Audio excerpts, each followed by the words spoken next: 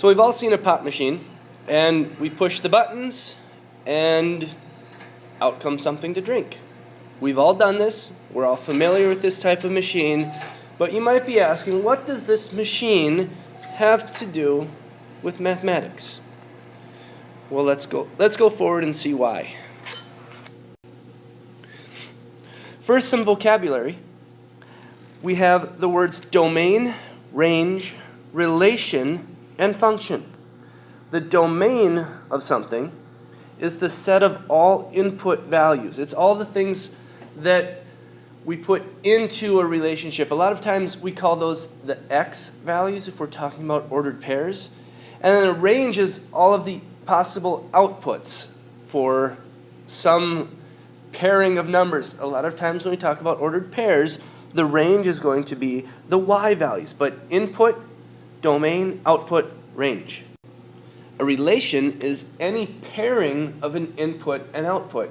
It can be anything, any in matched up with an out, any grouping of ordered pairs, anything like that. But a function is a special type of relation. It's a relation that pairs exactly one output with each input. So for everything that we put in, we can only get one thing out of it. And that's why we looked at the pop machine. So in our video, the domain would be all of the possible inputs that we can punch on the keypad. A1, A2, A3, B1, B2, B3, and so on and so on. And then the range would be what we can get out of the machine. All the different types of things that there are to drink. There's the Fuse tea, there's the Sprite, there's the 7-Up, there's the Diet Coke, there's the water, and anything else that might be in that machine. And what you notice in the video is that I could push, I think it was A5 and A6 and get the same thing out, but that's okay. For each input, I'm only getting one bottle of pop. When I punch A5, I'm not getting Fuse and 7-Up, it's just Fuse. It's allowed to have multiple inputs giving the same output, but for each one of those inputs, you can only get one thing out. That's this pop machine. This pop machine is, by the definition of function, a function. So we're going to look at a few ways of analyzing functions today. We're going to take this table and we're going to create what's called a mapping diagram. And a mapping diagram involves one region where we put the input and one region where we put the output. And we're going to list the numbers in these circles. So the inputs are 1, 2, 3, 4. And the outputs are 0, 1, and 2. 2 happens to show up twice in the output column, but we only list it once on this mapping diagram. We want to use arrows now to show where these inputs go.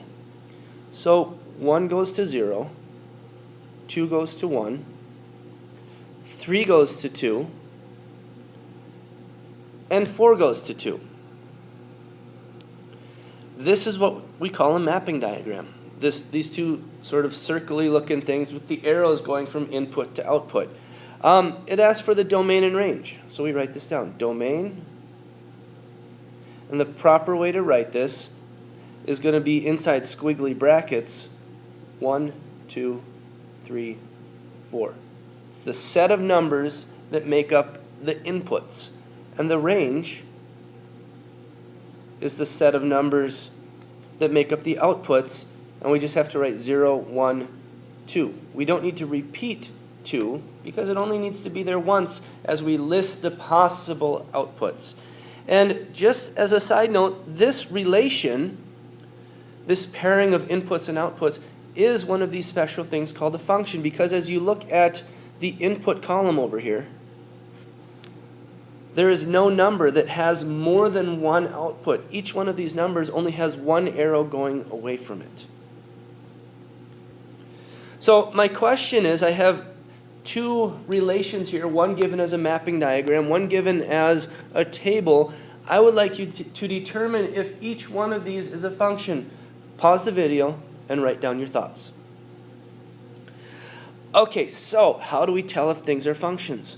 We're going to look at the input column, and we're looking to see if any of these inputs have more than one output.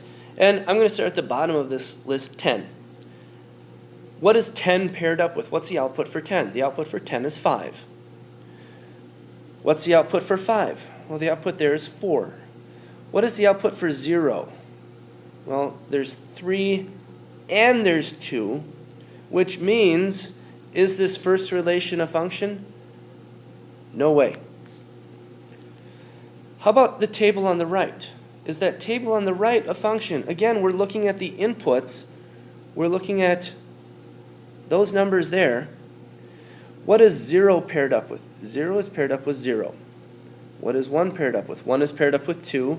4 is paired up with 8. 6 is paired up with 12. None of those inputs are listed more than once with a different output. So is this second relation a function? Why, yes. Yes, it is. Let's throw a couple more vocabulary words in here that are associated with functions. With functions, we talk about the dependent variable and the independent variable. The dependent variable, like it says, depends on something else. So it should make sense, sort of, that the dependent variable is going to be the output of the function. And the input is going to be the independent variable, because that's what we choose. We choose what to put into this function. We chose what numbers to put on the pop machine, and then what came out of the pop machine depended on those buttons that we pushed. And if we're talking about an equation, the dependent variable would be the y, and the independent variable would be the x. And on another note, similarly to this dependent variable, sometimes instead of y, you're going to see notation like this. F parenthesis x, or maybe G parenthesis x. This is a special notation that's used in mathematics for functions, and it's just a way of giving the function a name. This first one its name is f. Instead of calling it George, we call it f. Instead of calling the second one Larry, we would call it G. But this whole thing, it does not mean f times x. It's just a really fancy way of writing down y, of writing output, of writing dependent variable. All of these terms go together. So one last example here in this short video, and then there's a part 2. There are 3 ways that we're going to look at functions today. We're going to look at verbal rules, equations, and tables. And I've given a verbal rule here. I've given the English version of it. The output is 3 more than the input. The equation of this, output, remember, that's y.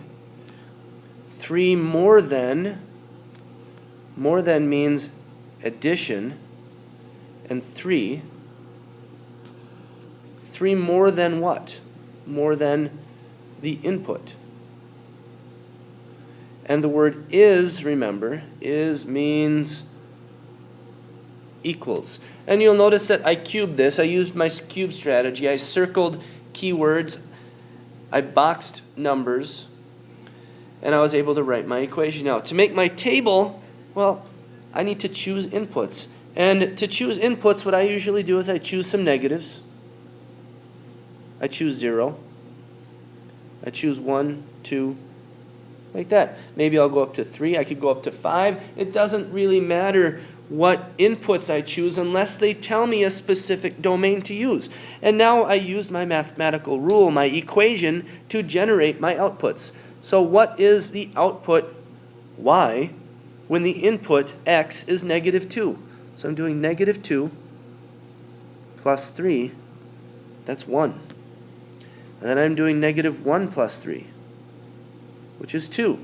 And then I'm doing 0 plus 3, that's 3. And then 1 plus 3, 2 plus 3, and 3 plus 3. And there is my table for this verbal rule that matches the equation that I wrote.